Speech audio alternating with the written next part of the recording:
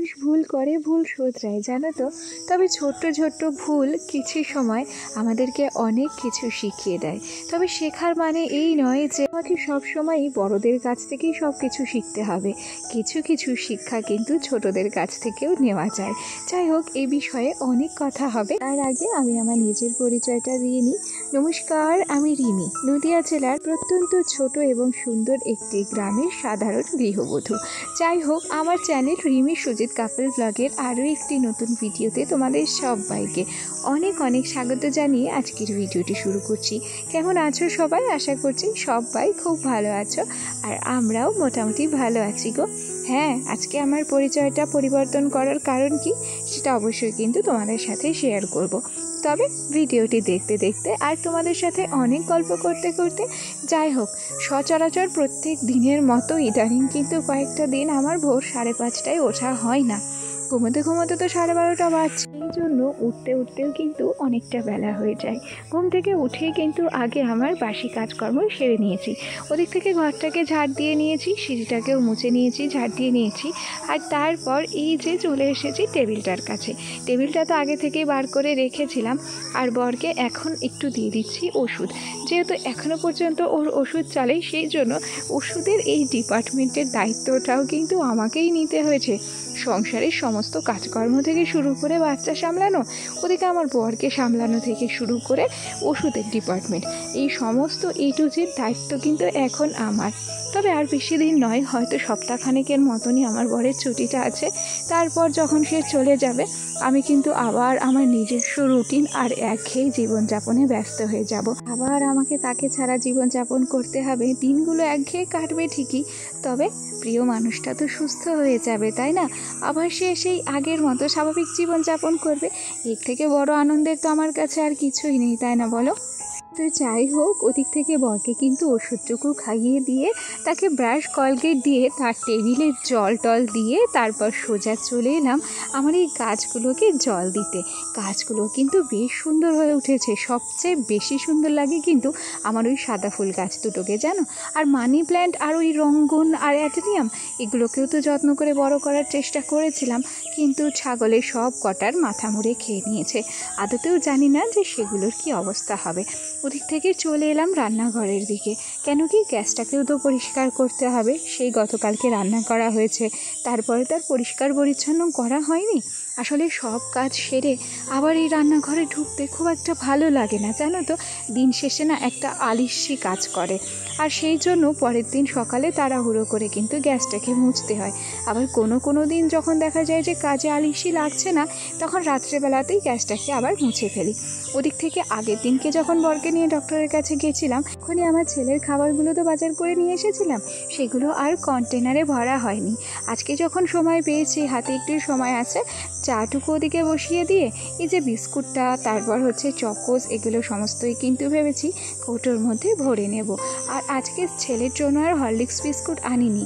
আসলে আমাদের নাজিরপুর বাজারে হরলিক্স বিস্কুটটা পাওয়া যায়নি, ছেলের জন্য এই মিল্কুট বিস্কুটটাই পাওয়া গেছে। আর সত্যি কথা বলি, তোমরা তো অনেকেই জানো, আমার বাবার বাড়িতে আমার বাবা কিন্তু আমার ছেলের খাওয়ার জন্য এই মিল্কুট বিস্কুটটাই নিয়ে আসে। তো সেটা পেয়ে আমারও বেশ ভালো লাগলো, আর আমার ছেলেও কিন্তু খুব খুশি হয়েছে। কেন কি, আমার ছেলে এখন সব কিছুই চেনে, যে কোনটা সে খেতে পছন্দ করে আর কোনটা খেতে অপছন্দ করে। যাই হোক, কথায় কথায় এখানে কিন্তু চা বসিয়ে দিয়েছিলাম। দেখো, আজকে 3 রকম চা করেছি। 1 কাপ করেছি গ্রিন টি, 1 কাপ করেছি লিকার টি, আর 1 কাপ করেছি মিল্ক টি। বাবারে বাবা, ভাবতেও অবাক লাগে যে এক চায়েরও কত রকম ভ্যারাইটি আছে। যাই হোক, চলো বলে দিই কোন চাটা কার। গ্রিন টিটা আমার বরের, আর ওদিকে লিকার চাটা দেখলে সেটা ওই যে আমার দিদিমা শাশুড়িকে দেখতে পাচ্ছ, উনি গতকাল এসেছে, তো দিদিমা শাশুড়ির। আর ওই দুধ চাটা সেটা কারোর নয়, সেটাই রিমি অধমের। যাই হোক, খাওয়া দাওয়া হলো, চা খাওয়া হলো আর কি। খাওয়া দাওয়া করে সোজা চলে এলাম ঘরের দিকে। বিছানা গোছাতে গিয়ে যেন আধটা ঘন্টা ঘন্টা লাগে। এই বিছানাটাকে ঝাড়ু রে, বালিশগুলোকে পরিষ্কার করো রে, খাটটাকে মোছো রে, তারপরে গিয়ে বিছানাটা কিন্তু পরিপাটি করে গোছানো হয়, তার আগে হয় না। যাই হোক, ওদিক থেকে বিছানাটাকে গুছিয়ে নিয়েছি। আর তারপর আমার খাটের পাশে কয়েকটা নাইটি ঝোলানো ছিল। আসলে গতকালকে তো বিকেলে বৃষ্টি হয়েছিল, সেই জন্য কী হয়েছিল বলো তো, কিছু ভিজে নাইটি ভিজে অবস্থাতেই ছিল, সেগুলোকে ছড়িয়ে দিয়েছিলাম খাটের পাশের দড়িতে। হাওয়াতে সেগুলো শুকিয়ে গেছে। আর এই মুহূর্তে আমি কিন্তু বিছানার চাদরই বলো আর নাইটিই বলো, সেগুলোকে ভাঁজ করে এই যে আমার আলনাটাকে কিন্তু সুন্দর করে গুছিয়ে নিয়েছি। তোমরা ভিডিও দেখছো আর কি ভাবছো, আমার আলনা কি এত সুন্দর গোছানো থাকে? না গো, কিছু সময় আমার এই গোছালো আলনাটাও কিন্তু অগোছালো হয়ে যায়। আর সবসময় তো সব কিছু তোমাদের সাথে শেয়ার করা হয় না, সেই জন্য অগোছালো আলনাটাও কোনো দিন দেখানো হয় না। যাই হোক, এবার সোজা চলে এসেছি ভাত বেড়েছি ভাত খেতে। ওদিকে আজকে রান্না হয়েছিল হচ্ছে গোলা রুটি, ওদিকে ওই যে দেখো হয়েছে শাকের তরকারি, আর হয়েছে সব রকম ভাজা, তার সাথে রয়েছে ঘি আর একটু আলু সেদ্ধ। এই দিয়ে সকালের খাবারটা কিন্তু আমাদের হয়েও গেছে। আর তারপর এই যে থালা বাসনগুলো রয়েছে সেগুলো কিন্তু ধুতে চলে এসেছি। চলো তোমাদের সাথে শেয়ার করি যে আমার পরিচয়টা আজকে কেন পরিবর্তন করলাম। আসলে এর আগের দিন একটা দিদিভাই বলবো না বুনু বলবো আমি জানি না, আমাকে কমেন্ট করেছিল যে তুমি তোমার পরিচয়টা দিচ্ছি বলে আর কিন্তু নিজের পরিচয়টা দাও না। ঠিক তখনই আমার টনক নড়েছিল যে হ্যাঁ তাই তো, আমি সবাইকে তো বলি যে নমস্কার, কেমন আছেন সবাই, আশা করছি সবাই খুব ভালো আছেন। আজকে আমার আরও একটি নতুন ব্লগে আপনাদের সবাইকে অনেক অনেক স্বাগত জানিয়ে ব্লগটি শুরু করছি। তবে এর মাঝে যে আমার কত বড় ভুল হয়েছিল, না আমি আমার নিজের নাম বলতাম, না আমি আমার চ্যানেলের নাম বলতাম, না আমি আমার পরিচয় দিতাম। সেক্ষেত্রে ওই দিদিভাইটা কিংবা বোনুটা যে আমার ভুল ধরিয়ে দিয়েছে, আমি সত্যিই বলছি, মনের থেকে বলছি যে আমি ভীষণ খুশি হয়েছি। আমি আমার ভুল বুঝতে পেরেছি এবং সেটাকে কিন্তু শুধরেও নিয়েছি।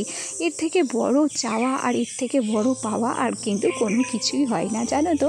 যাই হোক, গল্পে গল্পে অনেক কথা হলো, বুনুটাকে অসংখ্য ধন্যবাদ জানালাম আর এইভাবেই আমাকে ভালোবাসার অনুরোধ জানালাম। তো যাই হোক, ওদিক থেকে অনেকদিন আগেই অ্যামাজনে বেশ কিছু জিনিস অর্ডার দিয়েছিলাম। তোমাদেরকে বলেছিলাম না যে আমাদের মধ্যবিত্ত পরিবারে অনেকটা বুঝে শুনে চলতে হয়। তো মধ্যবিত্ত পরিবারে যেমন বুঝে শুনে চলতে হয়, হিসেবটা কিন্তু অবশ্যই মাথায় রাখতে হয়। আর সেই হিসেব করেই মাসের শেষ হোক বা শুরু, আমাদের কিন্তু অনেকটাই বুঝে শুনে হিসেব করতে হয়।